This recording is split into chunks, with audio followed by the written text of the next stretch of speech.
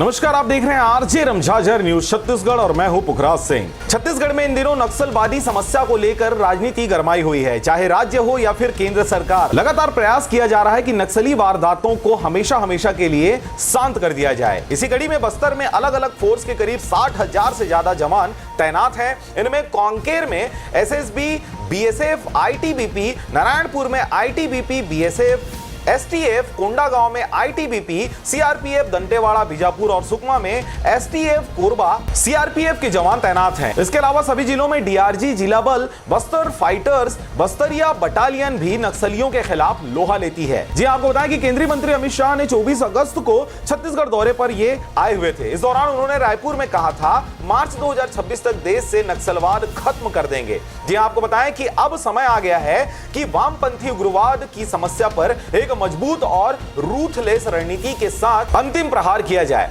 शाह ने छत्तीसगढ़, उड़ीसा समेत अन्य पड़ोसी राज्यों के पुलिस अधिकारियों की बैठक लेकर स्ट्रेटेजी बनाई थी। छत्तीसगढ़ में नक्सलवाद से प्रभाव वाला सबसे ज्यादा और सबसे बड़ा क्षेत्र बस्तर है। छत्तीसगढ़ पुलिस अब पहले के मुकाबले और एग्रेसिव ढंग से झारखंड, उड़ीसा, मध्य प्रदेश, आंध्र प्रदेश, तेलंगाना, महाराष्ट्र पुलिस के साथ नक्सल ऑपरेशन करेगी। यह भी कहा है कि ज्वाइंट टास्क फोर्स यानी जेटीएफ बनाई जाए। इसमें राज्य के अनुभवी अधिकारी और जवान होंगे। आर्मी का कैंप क्यों है जरूरी? जी आपको बताएं कि बस्तर के अबूझमाड़ को नक्सलियों का अवैध किला माना जाता है। यहीं पर थल सेना का बेस कैंप भी खोला जाएगा। नक्सलगढ़ में बेस कैंप स्थापित करने का आखिर क्या है मकसद? जी आपको बताएं कि क्या बस्तर के नक्सलवाद से मुक्त करने के लिए आर्मी की मदद ली जाएगी? इस बेस कैंप से आर्मी कैसे ऑपरेट होगी?